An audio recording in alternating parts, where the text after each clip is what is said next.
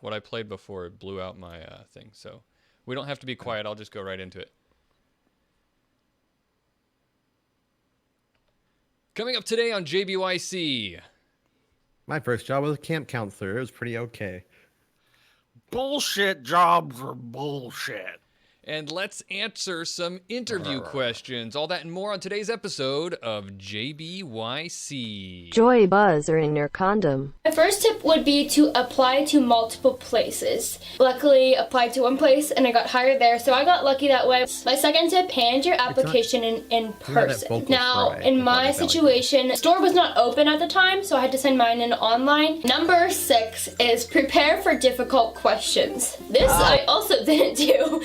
All right.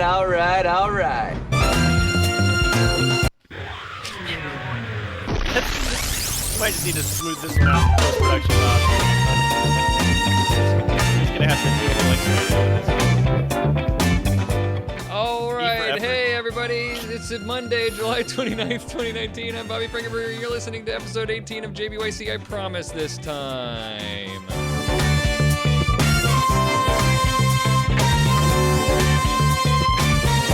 It would not be the first time one of you humans break one of your promises. Let's do it. This is a show where three people who've been friends for longer than any of us care to remember get together and talk about what's been in our minds this past week. Every week we have a topic or theme, and this week's theme is first jobs. Let me introduce my fellow co-hosts so we can get back on track after all these technical flubs. How's it going, my first co-host, Ryan? What's up, Ryan? Good. Hello. Yeah, that was the whole thing. I like just doing that and just keep on going live. That's why I asked you about your week, but we didn't keep on going with that. So Literally would not have been possible on the podcast recording because of how it was overmodulating constantly. American, he's a quitter. Yes, American Johnson, the other dude here. What's up?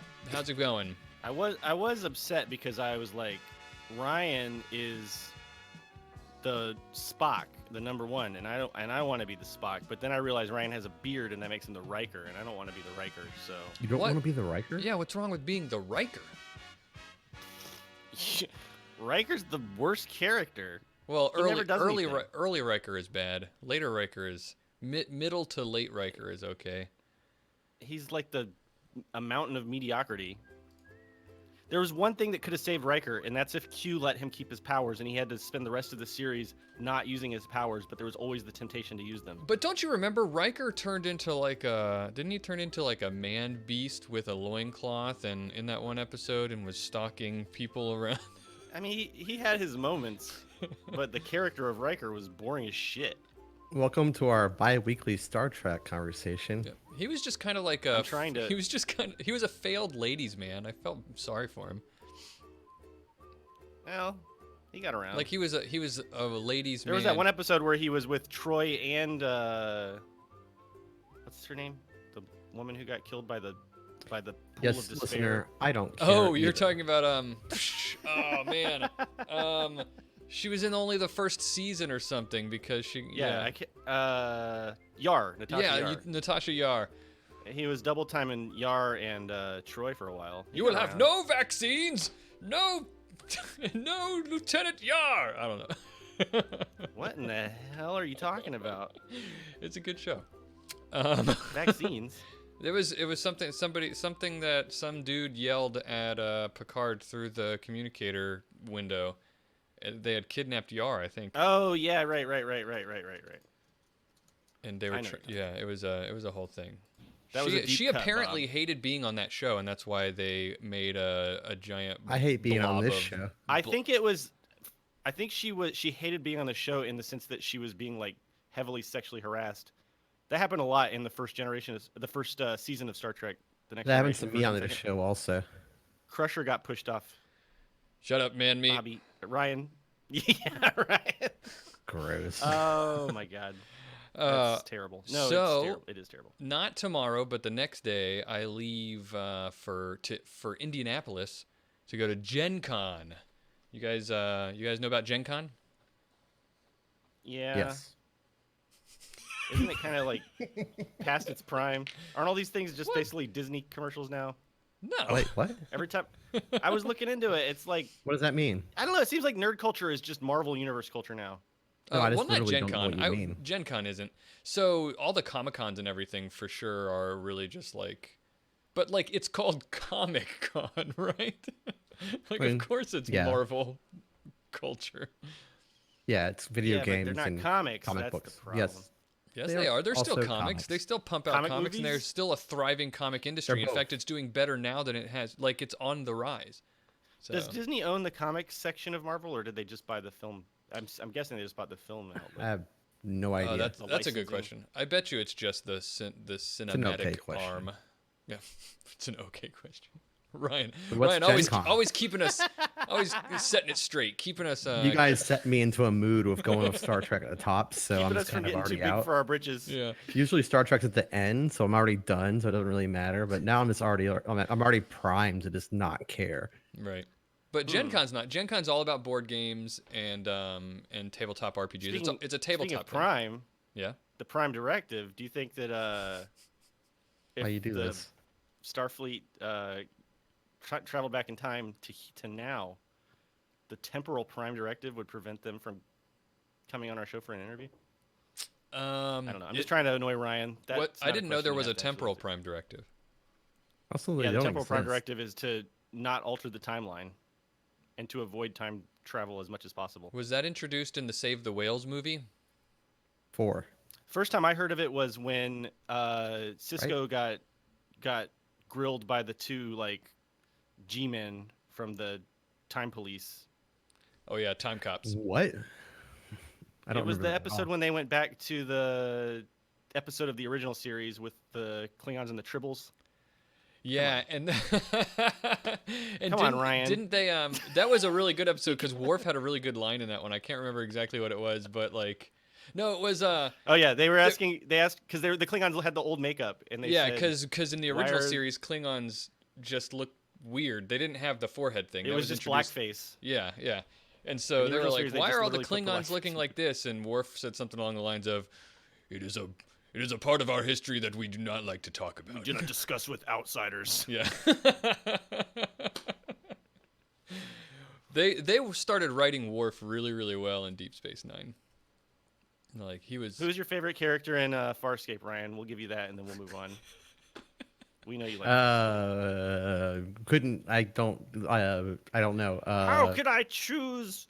It's like having to choose one of my Scorpius, probably. children. It is actually difficult to choose. There's a lot of good characters in that show.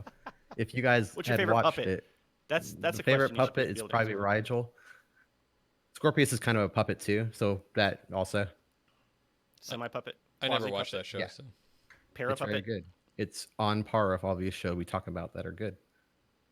And what I've been doing, I started reading the culture books. So now, next time we talk about that stuff, I'll be more knowledgeable. What are the culture books? I want to read the culture books. They're the one we When I had a talk whole about- quarter of an episode about it, Bob. Yeah, sometimes Yeah. when Have you weird guys are names. talking and I'm not, I'm just fiddling with buttons. So. Yeah, I just do that. I just did that for like 5 minutes there when you guys were talking about Worf. So, So. Okay. I'll go back and yeah, we listen. had an episode section about it. So Yeah, maybe you should go listen to that episode. go back and listen to it. Yeah, good idea. So I'll be getting on a plane to go to Indianapolis, and I really enjoy flying on planes, so I get really excited about it. So Are you gonna sit in a I always sit next to the window. window seat or an Yeah. aisle seat? Always window seat. I don't understand why I know. people want aisle seats so badly. To get You the can't lay heck your out head of there. against the aisle. Yeah, I guess maybe hate the aisle they want to seat. be able to get up in case they have the sudden craps or something. I don't know.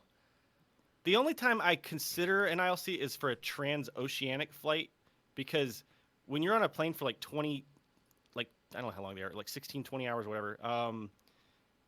It's like everyone just sleeps the whole time. Everyone on the plane is just asleep the whole time, and so then when you want to go to the bathroom, you have to like either wake your seat partner up, or like try to step over them without waking them up. It's just Sure. and, like that means you have to straddle them.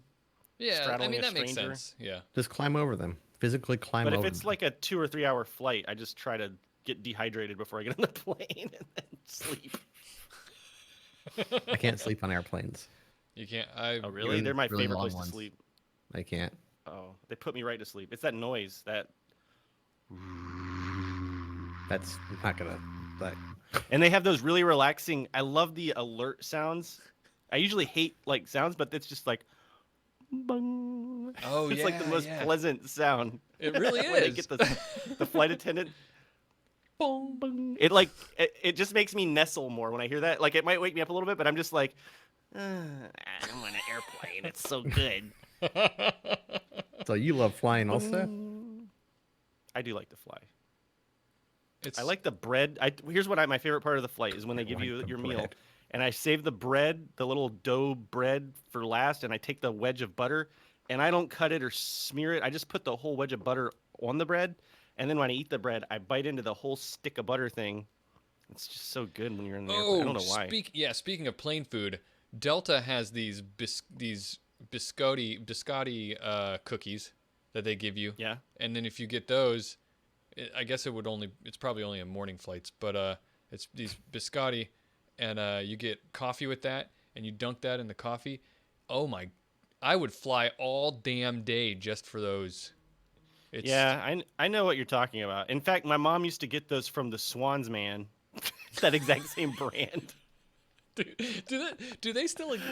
I think they still exist. They still go around the Swans. If they exist, they would be in your neighborhood because you're in like the bougie burbs. Yeah. Where the Swans Man would. Well, we don't answer the neighborhood. You ever seen the comedian who talks about how like nowadays, like there's no such thing as when people would knock on the door. It used to be like you'd be all excited, but nowadays, when it's like it seriously is when people knock on the door. I'm afraid we're teaching our kids to be like terrified of because when people knock on the door, Kaylee will be like, "I'll get it," and I'm like, "No, you better be quiet."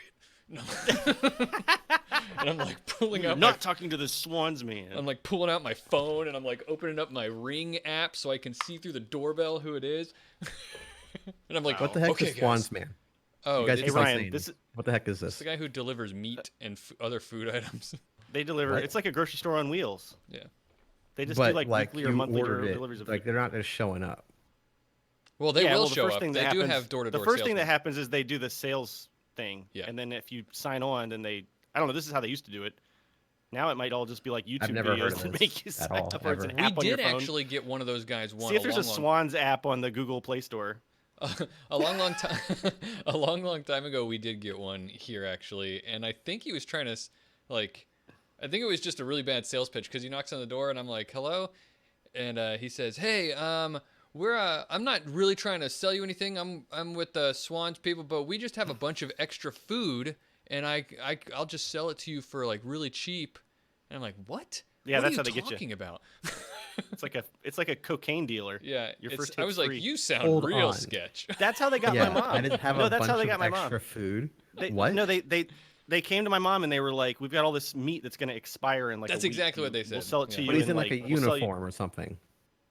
Yeah, I don't remember. Yeah, I wasn't because there. he's like, "I'm not really selling. I'm kind of off duty." I just remember my dad and my mom and dad had an argument that night because my dad was like, "Where'd we get all this meat? Why'd you buy all this meat? We don't have money for all these steaks." And then they had a big argument, and I was just like, he said it was gonna expire. It was on sale, and it was just like my life. That was my childhood, my whole childhood. Thank you for bringing that back up to my memory. So first job. What was your first job? Was it selling meat for Swans? It certainly wasn't. I want to hear about Ryan's first job first. Everybody, do the robot. All right, yeah, I want to hear about Ryan's first job first. Hold on, I'm still digesting like the idea of selling off the truck meat. It's awkward. It really is not. Justin McGuffin referred to it as high stakes sales. That's better than my digestion joke. Yeah, that's really good. I like it. It's okay. Yeah.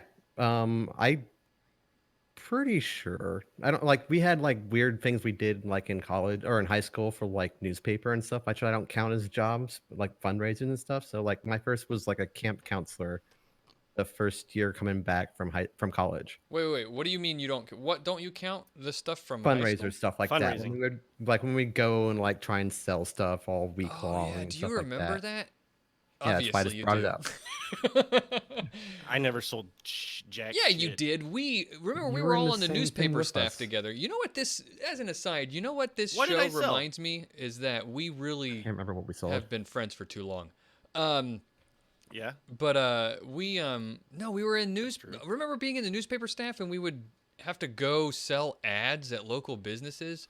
I know. I went to like 2 or 3 meetings and sold nothing. I think we sold one ad to that guy who was in that weird little building that looked like it was from a different city. Oh, I know bad at it why and I didn't feel care. like you and Ryan probably went together because I always partnered up with Rachel because Rachel would do all the work. I think I went with Rachel too.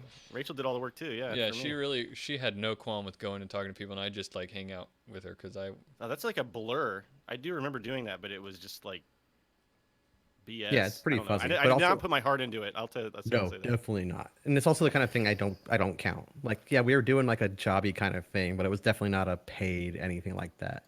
This was not quite a full-time job. It was only during the summer for a kids camp. It was in our middle school / elementary school. Was it? Yep. I thought. Oh, you Wait. didn't work. You didn't work at that other Wanamaker Park, did you? That was Rodriguez. That's the water park. We would take our kids Yeah. there. That's what I'm thinking of. You, because we knew a bunch of people who worked at Wanamaker. That's a County water Park. park. Yeah. I always thought that when you said you were a camp counselor, it was like salute your shorts camp. Like No, it in was the day camp. woods. It was like we had them in the cafeteria of all the long, like classic, like cafeteria tables. We'd have them do breakfast, and we'd do like wall ball and Activities. like Foursquare and stuff like that. And then they would come in and do something inside with someone else. Yeah, activities. We would go to like the water park, which was probably the best part of it. But they That didn't was spend the brand night. new back then. It was just a day only camp. Wall ball was a Did you terrible enjoy game. it? Yeah, it was great. Like I never played wall ball. most of the kids were great. They were 10 to 12, but some of them were like that awful kind of precocious where like they would try and like say that like one of the other camp counselors was like taking advantage of them or like abusing them or something. And then like we'd be like, what are you talking about? Now we can't be around you without having 3 people because we can't trust you. And she would like blame Oh, us to our weird. parents and stuff like that. But like most of them were fine. They would also just brutally make fun of you for having big feet because like your shoes are bigger than theirs and stuff like that. They're children. Yeah, They're you're awful. supposed to be For having- you're supposed to be the adult grown up, and you're finally supposed to be immune from being terrorized by bully kids, and it just never happens. Hey, EJ, you remember you remember your little 40 brother? of them. What'd you say? Yeah.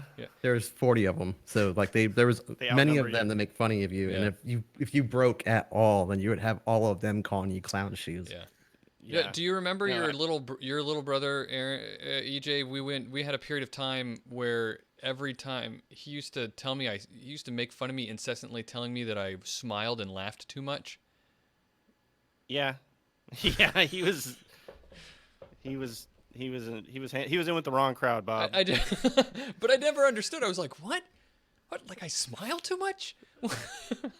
That really. You're still talking about that. Yeah, Like it I bothered forgot about every that. time. I feel like not Deep smiling wounds. right now. Like I The just- knife And you have to still in remember there. that he was like 7 years old when he was doing that. Yeah, well, it really hit close to home. I mean, Well, I all of taught. us were awful back then too. Like because I taught he did children- that, and I went home and I was like, I do smile a lot. Like Do I smile too much? maybe I like and he to never laugh, smiled and again. and sometimes I laugh when I'm uncomfortable. Like when you tell me I laugh too much, I probably I My laugh brother a saw lot that when weakness and uncomfortable. he focused in on it with laser precision and destroyed your self confidence. So Yeah. everyone has a talent. And that's my brother's. you're about to say you worked with children also? Oh no, yeah, I taught kids, and they do have this like weird ability to take a grown man and make us feel really self-conscious and stuff. Because I was in Korea. My first time I ever taught children was in South Korea, and it was like the moment I realized it was when, because I had just moved to Korea. I was like new in the country. I didn't have really any.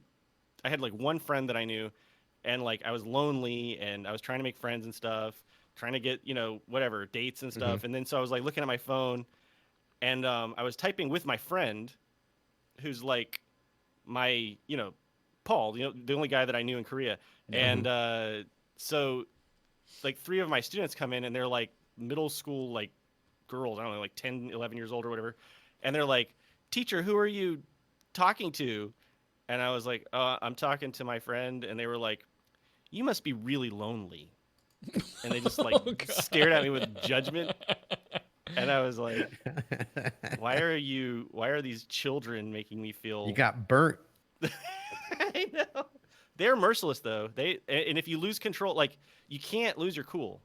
That's the thing. You can't lose your cool with kids. You have to maintain your composure, because once they start to sniff out that you're getting upset about something, they just hammer on you. Well, and it makes sense. I mean, you think about it. You spend your entire childhood like desperately trying to find control over something in your life, and it just so happened to be you. So yeah, it was just like they have this. Well, when I was a kid too, I mean, like I guess I felt like they're adults. Like teachers are adults, so they don't have any. They're not people. Yeah. No, that's. I don't know. Well, I mean, also your brain's like not you can't developed, possibly so it makes upset. sense. Like your brain, you can't do emotion correctly until like 25, so it makes sense at 12 you would That's be true. horrible. Do you But remember most of these that? kids were fine. Like even though there was like 40 of them, like it was like literally herding like sheep and like just running all around being crazy. It was mostly okay. Like it was a good experience. But also I was like complete fish out of water. All the other people that were doing it were people like our friends from veterans? like there was a couple friends that we had from high school that were doing it.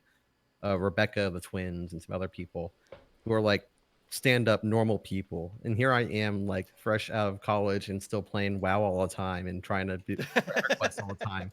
You're like, oh yeah, I'm gonna put myself out there. I'm gonna do something pro social. And it was kind of It was a awkward the mistake. whole time. It wasn't a mistake. It was a good thing, but it was also pretty heavily awkward because like talking to them, I was like, okay, yeah, I have no real connection. I have more connection with the children with like wall ball and frisbee and stuff. Did you develop this thing that I did where you kind of like, I don't know, like it's kind of a weird specific kind of hatred for children where like No. I used to go to this amusement park in Seoul, No, you Korea weirdo. called it's called Lotte World, and they have bumper cars there, right? Okay. And so like me and I had some teacher friends, like yeah, so it'd be like me and these two Korean teachers and this other American teacher I knew. We would go there together, and I would like ringlead them into just mercilessly smashing into the kids in bumper cars, and we would like, I'd be like, you get extra points if you make the kids cry. Oh God. Jeez. But it was just like all this pent up rage. Yeah. I mean, They're bumper cars. If you don't want to get bumped, then don't get in I a have bumper car. dunked on some of the more bully kids before. It's Yes. bumper cars. You don't want to get bumped, then you just But it better wasn't a stay out of the way. That would be such a good movie. There's no crying in bumper cars, kid. In Foursquare, when you slam the ball into their like square, it's called a cherry bomb, at least it was back then. Now, in being stronger and taller, I would do it to like the kids that had recently given me the most trouble sometimes. Yes, okay, a little bit of like, okay, you go bonk and then you go get it.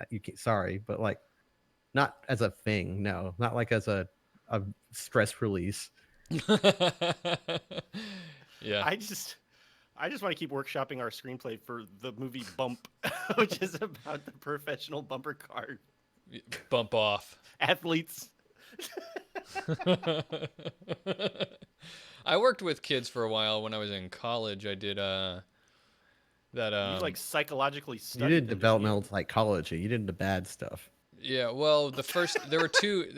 Well, I mean, Well, seriously. no, like, yeah. it's- Well, it's there were. like- I know exactly what you're talking about because there were two rounds of it. First was an after-school program that we developed using positive reinforcement methods to help kids with like learning disabilities, most primarily and specifically ADHD. But then we took a lot of those methods and then applied them over the summer. And this is probably what Ryan's talking about specifically is that's we use those same methods to help create like an intervention program to work with alternative school kids who are about to get kicked out of alternative school. So alternative school, for people who don't know, that's so like you get kicked out of your school because you're a behavior problem, and then sometimes they'll send you to another school if you get expelled, but then another time they'll send you to, eventually you end up in an alternative school, which is a place for all the misfit children that the state doesn't know what to do with as a last resort before they just say, we don't know what to do with you, we're going to send you to juvie, to juvenile detention, and so we were dealing with kids who were about to do that, but we created a program. We said, hey, before you send them to prison as children, how about you let us take them for the summer and see if we can develop this program and maybe get them back into the school system. So it was rough. Like there were like. Did you ever see a spark of latent potential in a kid and then take them under your wing and then? I tried. I had like one of those bond like that would last a lifetime. yeah. I tried. I definitely had a Goodwill Hunting complex. I was thinking Dead Poets Society. Yeah, that I was too. thinking, what's the one with the Sean Connery? Finding Forrester. Yeah. Yeah, No. Finding Forrester. You're the man You never found now. your Forrester? Yeah. You're the man now, dog. So You're the man yeah. now, dog. But it was really hard I'll because say these you're kids the man were now, dog. because these kids were like a lot of them were in gangs, and I was on the squad, like a group of volunteers who were we met them all at a local middle school, and then we took them to this other facility and we bust them all. So all of these kids, who some of them were in gangs, but they're all like behavior problem people. Some of them have like, you know, real like schizophrenia problems and like serious psychosis problems, like real problems. And we put them all in a bus together and send them out to this place. And like 4 of us counselors that were working there volunteered to be on the bus to and from. And there were times fights broke out, and one time a weapon was brandished, and like it was hairy. But the worst part is, And you were like 19 years old? yeah, like I was fresh out of college. No, you I were, was like, fresh out of one college. of I was us? like 22 maybe. One Okay. of us. Yeah. So, but they were like I was 16, thinking, like- so that's and some of them were bigger than me, and but the crazy thing is like you were talking about, the kids just naturally want to find weaknesses in you. These kids were really good at it, and we aren't allowed to be tough with them because the method that we were using was all positive reinforcement and positive methods. So it would just be like they'd be in your face screaming at you, and you'd be like, you just have to ignore Wow, it and be Tommy, like. you're holding that knife very expertly. Yeah, I really like how this was a favorite of No, mine. I'm joking, but it actually sounds like potentially it was very fulfilling work. And It was. Did it work? I learned a I mean, lot. did it have any effect on the kids? It was amazing, the type of things that you would see. Like, so here was a common situation. We would take some kid who was having a really bad day and causing acting up a lot, and we'd take him out to this like soccer field or something, and we'd tell them that they had to go up and down the field so many times, right? And it's kind of, you know, like work, exercise, and get them outside and work all that kind of stuff out, and they would refuse. And so I didn't know what to do with that, because like, what am I supposed to do? I can't like make them walk, but it's part of the program. And so I saw one of the grad students who was there. She just said, she told me, like, you really have to really commit to this nothing but positive reinforcement kind of thing. And she said, you just have to look for every little thing to possibly praise them for, and it works. And I was skeptical, but she goes out there, and there's this one kid who just would not, he was one of the worst ones we had most problems with. And he goes out there and he just would not move. And she just starts going, she says, you know, I really like how I really not enjoy, but she said something along the lines of like, I really see and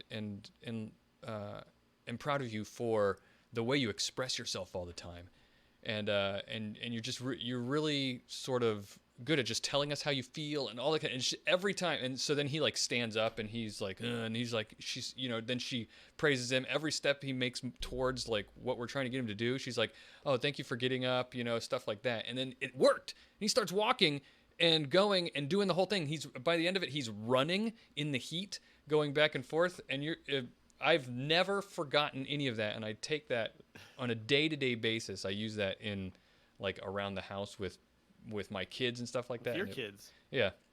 You're brainwashing them. Yes, I am. You learn brainwashing Positively. techniques. You're Yeah, positively I'm brainwashing positive them. brainwashing. My children are positively brainwashed. That should be the name of your book. Positively Bob, you need to write a brainwashed. parenting advice book. You'll make so much money if you write a parenting advice book about how to brainwash your kids. Be nice to them. Yeah. Be nice to I'm them. just saying. I'll do it. I have so many good brainwashing tips. All right, let's do but this. That wasn't. Oh, What? Yeah. It's time for the edge. You know, kind of a share. What do you got for us about jobs there, EJ? bullshit. They're bullshit. Not all of them, but many, perhaps even most of them, are bullshit. Yeah. Have All you heard right. of this The term, end. The bullshit. No, I'm just kidding. We did one of those, huh? No, just kidding. The early ending gag. Yeah. Have you heard of the term bullshit jobs, which was formulated by David Graeber? If this is an official Anybody? thing, then no. No. It's a book. It was started as an essay or It's an a article. That was written. book. It was written in 2013. Was an article, and then he fleshed it out into a book because it went viral.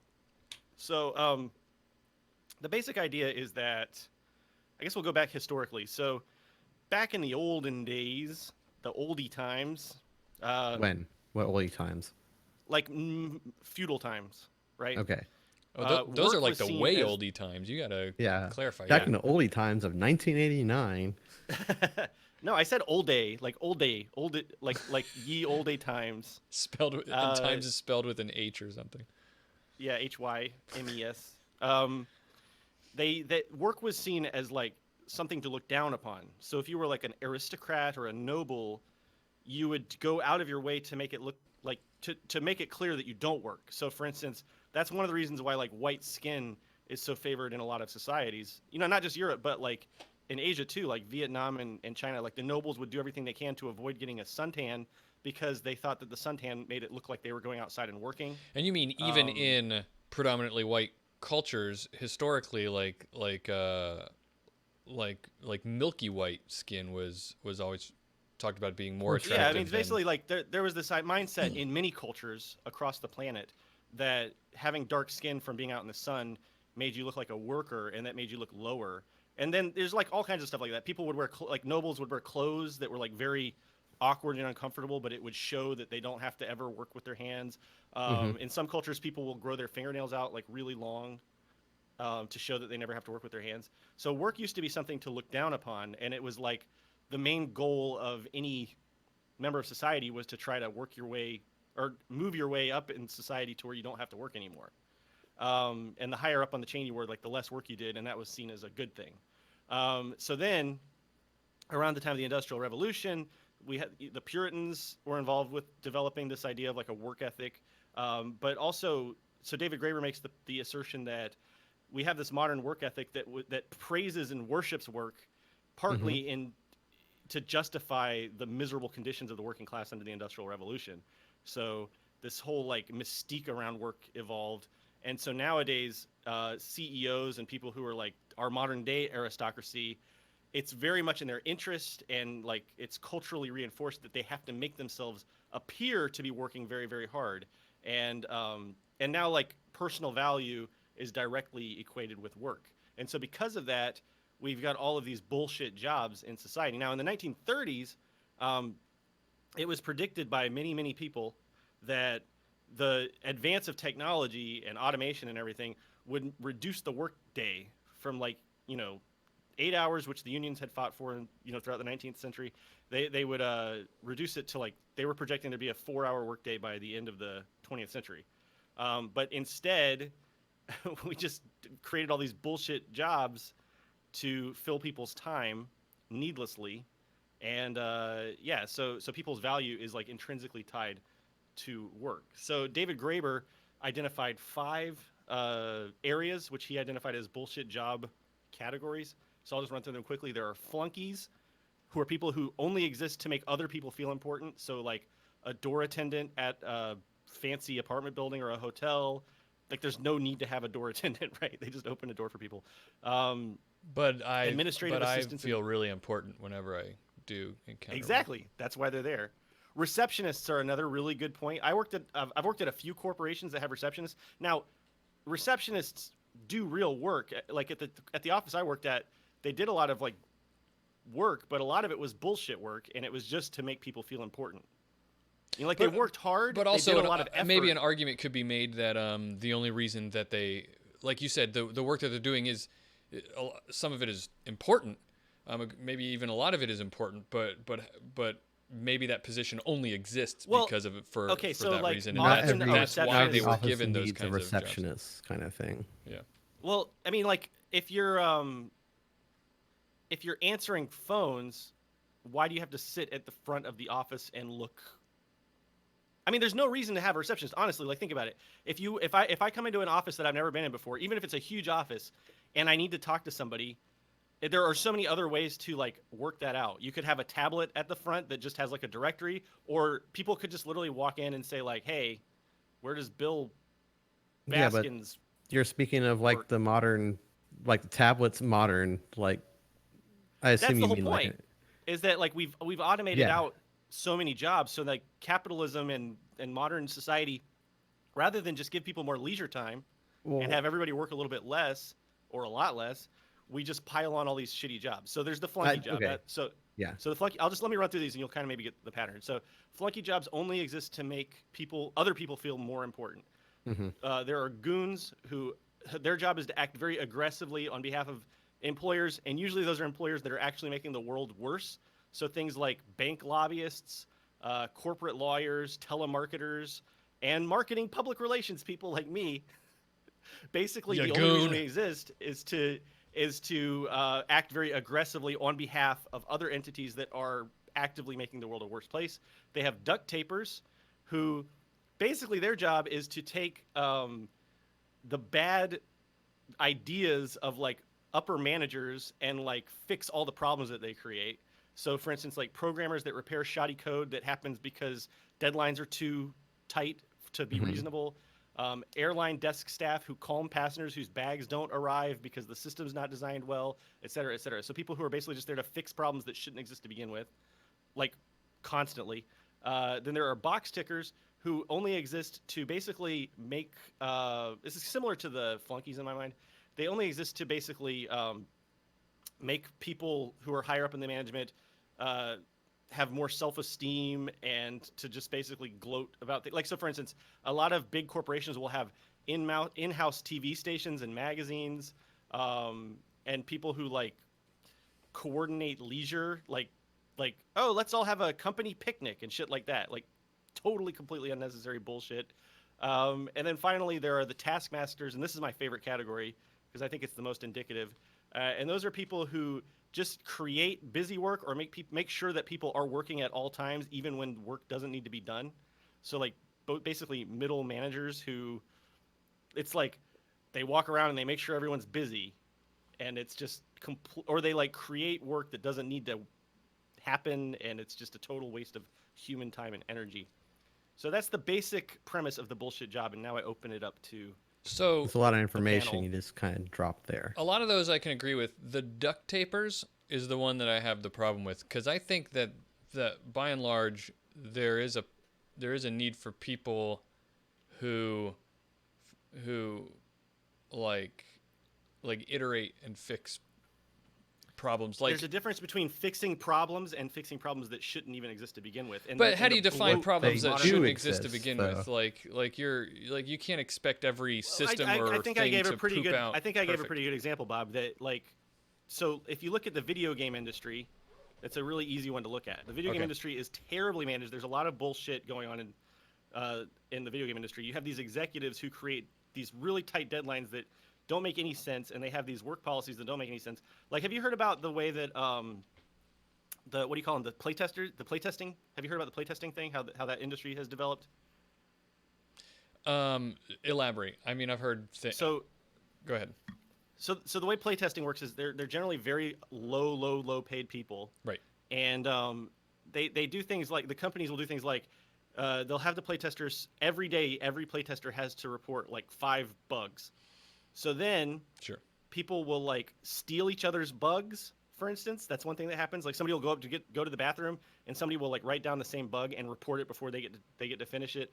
Or they'll just like come up with like completely useless things or whatever. Like, they're not really trying to actually find meaningful problems to solve. They're It's just just cherry picking, though, isn't it? Like, no, I mean, hold on. I'm trying to make it a point. So then So those people, they don't find the bugs, and then the executives at the top are like constantly pushing up deadlines. That's a big thing in software development. Yeah, where that is they're a making problem, like for sure. completely unreasonable. They call it crunch time. So it's like, they do. okay, we are on a crunch, and we have to finish this project in like 3 days, and so everybody's got to work like nonstop, no sleep, and then that creates code that's terrible and shitty, and that just creates more work for other people to come in afterwards and clean it up. It's like if your job is to fix problems that result because the managers are habitually making bad decisions and creating problems that shouldn't exist. That's a duct Yeah, taper. but like the one that gets your bags to you because they got lost on the plane or something, that's a duct taper too, even though that's a problem that's probably inherent with the system. Where like I mean, literally, I didn't choose those examples. I mean, I think maybe they're talking about like, well, like having to calm passengers down. There's probably like a less stressful way to manage bag. I mean, have you ever lost your bags at the airport? It is a terrible system. yeah. They don't even I mean, like there's but also I think they, like a percentage of bags just get lost. I think that's just the way that mass transit works. okay, I think you're cherry picking. Like, I mean, like yes, because I'm doing the same point thing you're is, doing. so you don't I'm think not that there saying I are disagree. bullshit No, I'm, jobs? I'm not saying I'm disagreeing at all. I'm just saying I just got a slew of Hold on, categories. Guillermo has a better example of a duct taper. There's a leaky pipe. The box ticker would be someone that would put and replace buckets under the pipe instead of fixing it. Yeah, but people I won't think do that. He meant duct taper. The duct taper would be someone Yeah, that the duct taper, would yeah. put and replace buckets under People the pipe. do that. Like, have you? Like, maybe your company's different, Ryan. But I've worked at big corporations No, where don't do that. there are I huge mean- problems, like systemic. Well, I'm just saying, like there are systemic problems that could be fixed, but to fix it would require like. It doesn't. The whole point is that systemically. No, I agree. No, yes, but also I don't necessarily agree that because there's a problem that's been in the company forever, it means that someone that has to fix that problem is a hanger on or something like that. So I understand. I think I understand better what No, you're no, saying. no. Hold on. Yeah, I think Ryan thinks that like I'm not attacking the people who have these jobs. for sure. No, I mean, in fact, like- the one of the biggest points David Graeber makes is that the problem with this is that people are like miserable because they want to work hard and they want to do something fulfilling and they want to have value in their professional lives, but they're doing jobs that, like, I think it's like 37% of 37% of the people in the UK said that if they stopped doing their job, it would have no meaningful impact on the world. I mean, You know, and- they're about to Brexit, so I don't know about their numbers. That was my mean little jab. I agree. Okay, yes, I do. And it's more, I agree more on like the time to do nonsense. Like, yeah, if we had 4 days work, then we would do just as much. We would be just as productive. If we had like 3 day at 8 hours, we would be just as productive because people don't do full 8 hours of work, even if they actually like are putting down and they did it. It's just not something that people do. I agree completely, but that's I don't know. No, Like but it's I more. I think I understand the idea.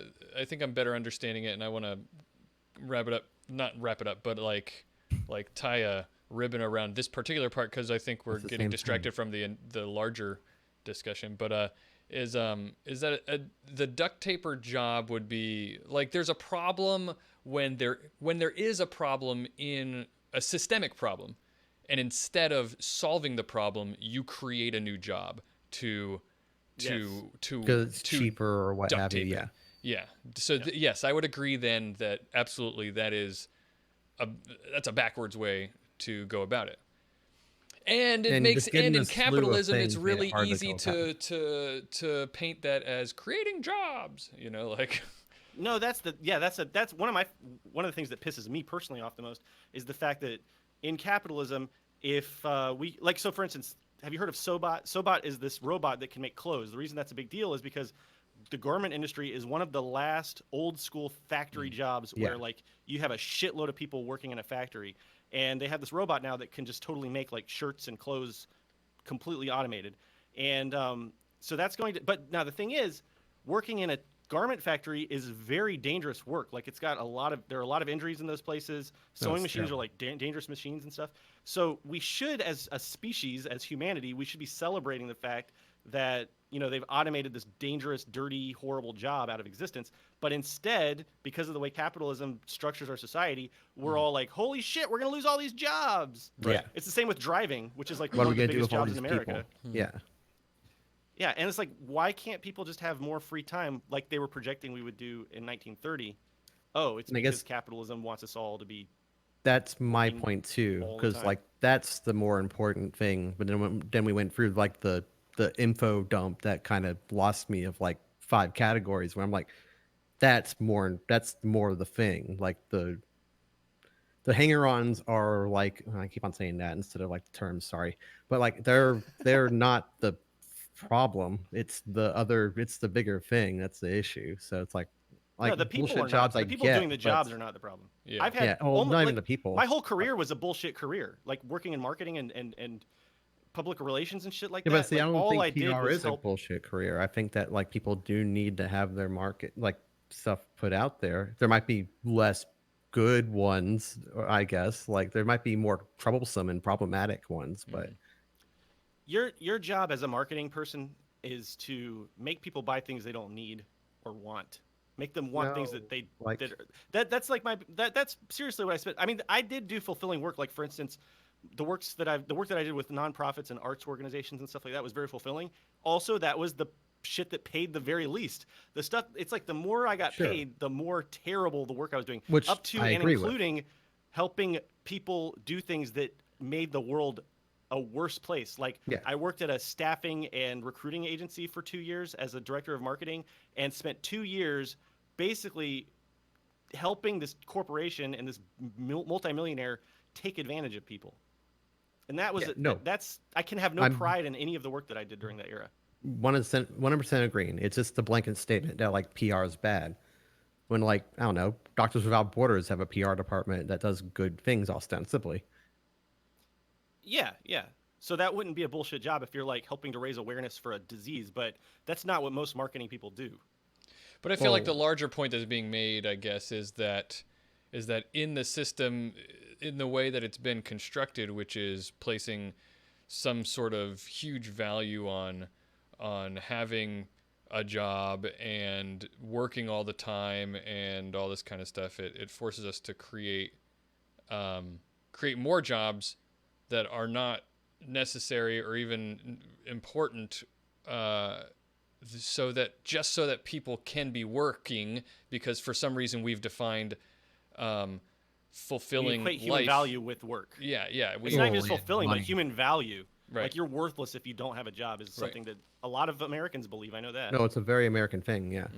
Which at the top of your section, you were talking about like Weber's idea of the Protestant work ethic and stuff like that, which is Right. a cultural thing that got really put into play in the Industrial Revolution, but also was brought over by basically like the people that first took the country. So yeah, I Yeah. get it. And now we're exporting it. And I'll give you the evergreen line. Capitalism is the problem. Yeah. Yeah. So what's the That's solution then? basically- What's the solution, There's no EJ? solution. Give me Fully a automated solution. luxury gay space communism. I'll tell you more about that I mean, in another episode. There are definitely, like, there are solutions, but they have to be. It's like when we were talking about climate change. Like, we have to overhaul the entire way that we organize our societies, and you know what I think. It's like we need to have a form of communism. David Graeber proposes universal basic income. That's I like actually that. exactly what I was going to say is would that be a start? I don't necessarily want to go down, we're nearing the end of the discussion here, and that's a deep Yeah. rabbit hole, I'm sure, but that's Yeah. I think universal basic income could be a solution, but like, it's like anything, it has to be structured really carefully.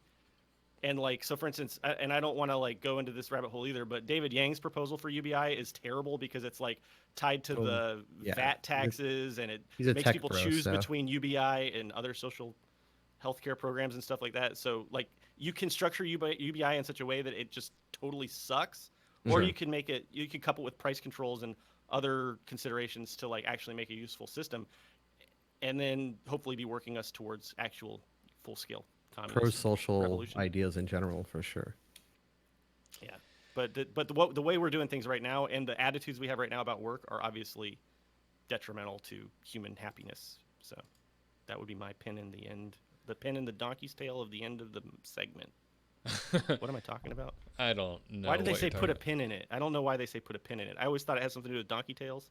Maybe I figured We'll put a it's pin in like this. a cork board or something when you put it up Oh. for tabling it for later. I always kind of thing. imagined a Okay. balloon and you just pop it. That's the end. No, you want to It's come done. back to it. You're supposed to come don't- back to it when you put a pin in Yeah. it, Bob. Oh, really? You can't come back to a pop balloon. When we put Well, a pen in something, we come back to it later. Okay, then We don't destroy it. I agree with the corkboard interpretation. Then let's do this. Dang it, Probably not Bobby, a that's donkey. exactly what we don't want. Probably not a donkey. We don't have a lot of time, but it's a good thing because my segment was kind of throwaway anyway. I just What was your first job? what was my first job? Good. I worked Wendy's. at Wendy's. Yeah, I worked at Wendy's. Talk about a I bullshit forgot about job. that actually. Yeah, I was thinking about this earlier actually, and it occurred to me that none of you all ever came by the Wendy's that I worked at in my entire tenure there. But that's probably for the better, right? Sure. Like I don't You know. worked I at have no Publix idea too. why. Did you work at Like- Publix after Wendy's, right? Yeah, well I mean, that's yeah, how he time just works. told us his Wendy's first is my job. first job. You But dingus. Publix was my longest held position, I Career. think. Yeah. Yeah. It was kind of a career. I moved up through the ranks. Started as a bag boy, worked up Well, to and a it was an cashier. Isn't that an employee-owned company, or is that bullshit? Yes, it is. No, it is an employee-owned company. Yeah. So that's pretty interesting.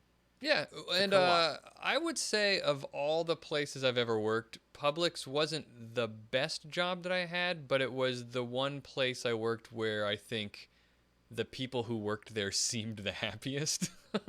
Ooh. Let's all do our worst jobs. Okay. Oh, okay. Okay. I can go first if you have to think about yours. 'cause Yeah, I do mine have to think pretty about. much. Go ahead. Go ahead.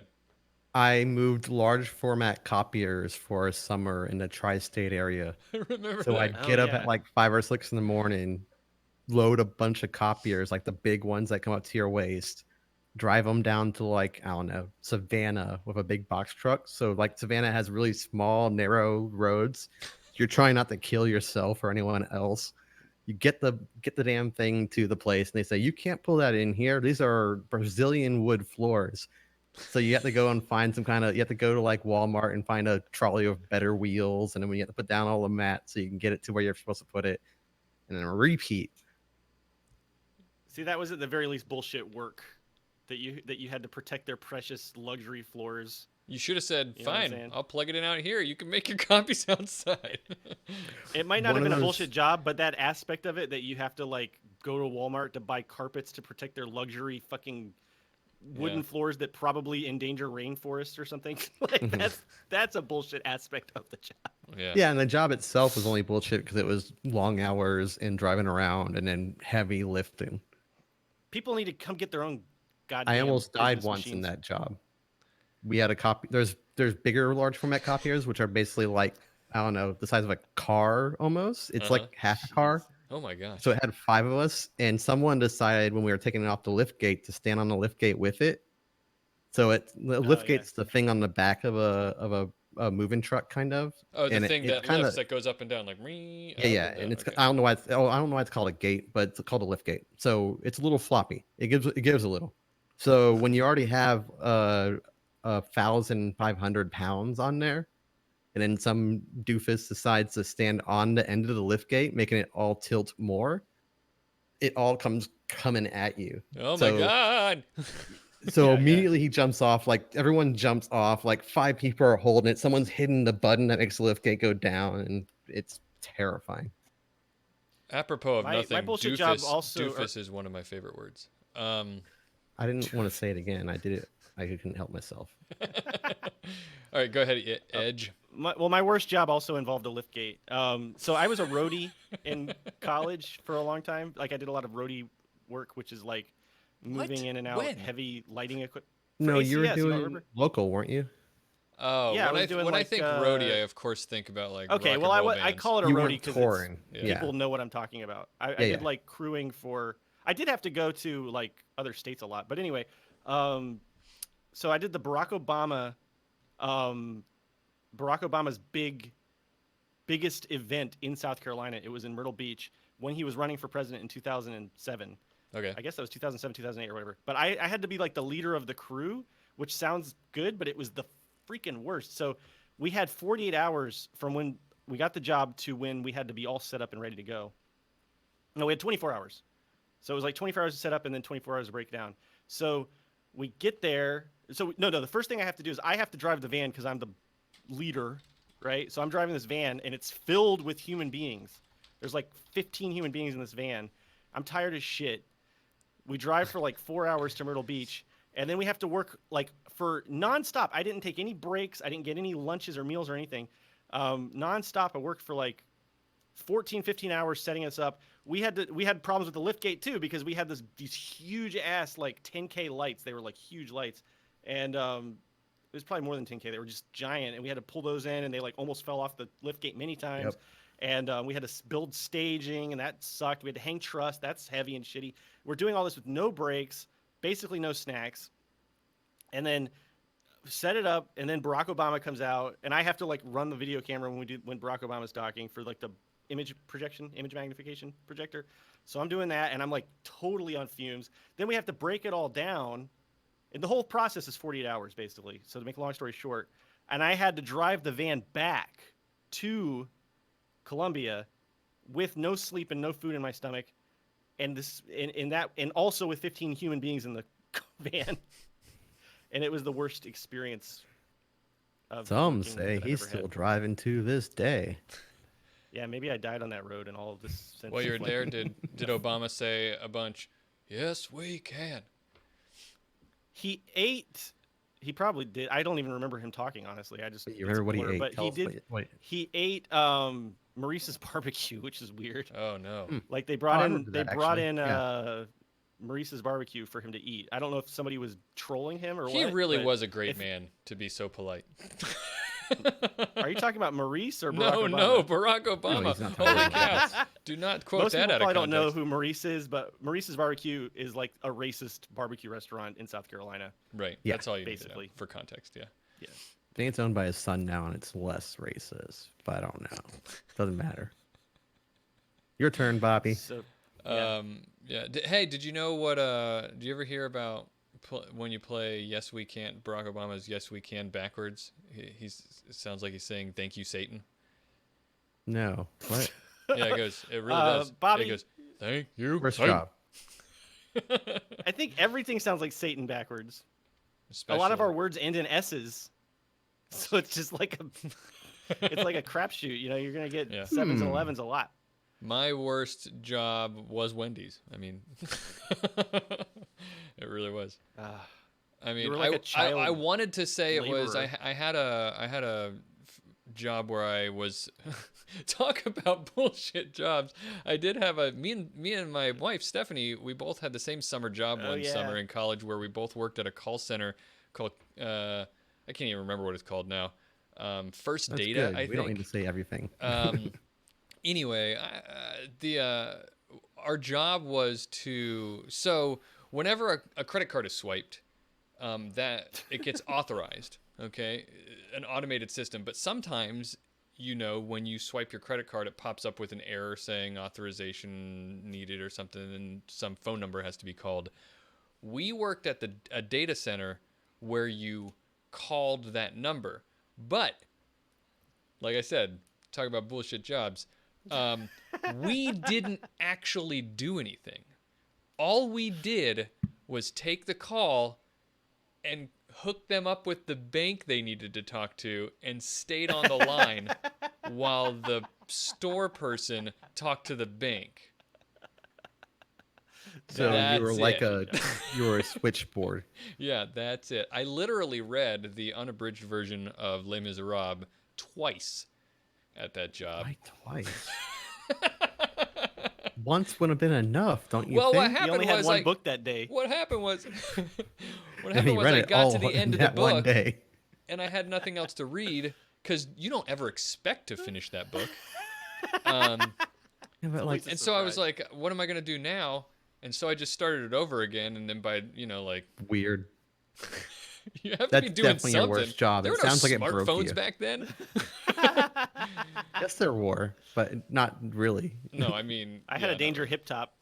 Anyway, Wendy's was a bad job because There was one good part about your Wendy's job that you stole that chainmail glove. Yeah, that was cool.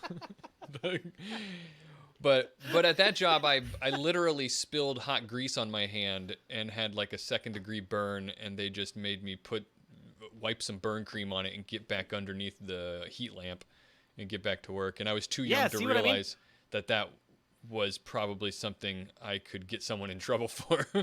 You probably could have sued them. Yeah. The thing about the chainmail glove is funny because it's like, Mr. Senior Executive, a lot of our workers are like tired and they're working really long hours and they keep cutting themselves while they're cutting onions. I mean, do you think maybe we should reduce hours or improve their working conditions so they stop slicing off their fingers? It's like, nah, just give them a metal glove. It's like, God, it's evil. That's pretty good. What can we do to make it so they'll stop cutting themselves? They keep suing us. Yeah. It's costing us money. Give them a metal glove. I don't care if they're sleeping as long as they're cutting onions. As long as they're cutting onions. All right, that sound means that we've come to the end of the episode. I think if those of you who stick around for the after party, I want to read some of these interview questions and hear what these guys would answer. So that's the kind of stuff you get if you come to the live show. So those listening at home, there you go. Come on to the live show. So that's it for the show. As you know, this week's theme was first jobs. And if you want to vote on what the future themes are going to be, then you need to head over to our Discord server where we'll have the poll up. Next week's theme has already been decided, and it is going to be, let's find out. It's going to be Myths and Legends. Myths and Legends for episode 19.